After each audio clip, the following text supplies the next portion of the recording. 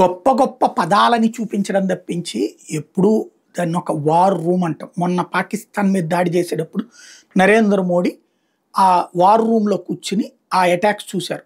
అప్పట్లో surgical strike 1, surgical strike 2 కూడా అట్లాగే నరేంద్ర మోడీ స్వయంగా చూశారు. మనం వార్ రూమ్ అంటాం, దాన్ని అమెరికా వాడు సిచ్యుయేషన్ రూమ్ అంటాడు.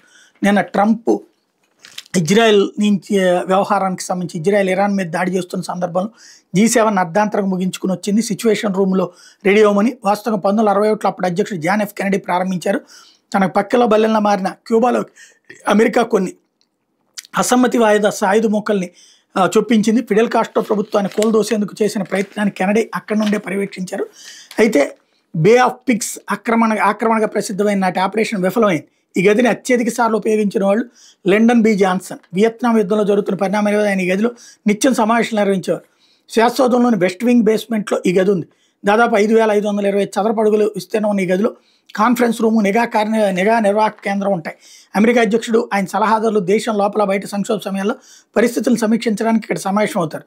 దీన్ని అధ్యక్షుడు కమాండ్ కంట్రోల్ సెంటర్గా వాడుకునేందుకు అత్యంత సురక్షితమైన కమ్యూనికేషన్ పరికరాలు ఉంటాయి.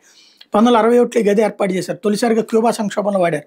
9/11 దాడుల తర్వాత అమెరికా ఎలా స్పందించాలన్న ప్లానింగ్ ఇక్కడే జరిగింది.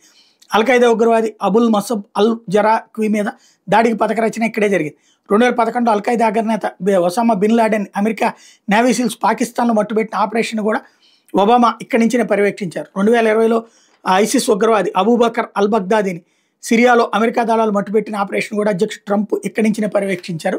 ఇప్పుడు ఆ సిచ్యువేషన్ రూమ్ నుంచినే ఇరాన్ మీద ఇజ్రాయెల్ దాడి లేదా అమెరికా బంకర్ బస్టర్ బాంబులతో చేయబోయేటటువంటి దాన్ని పరిశీలించబోతున్నారు.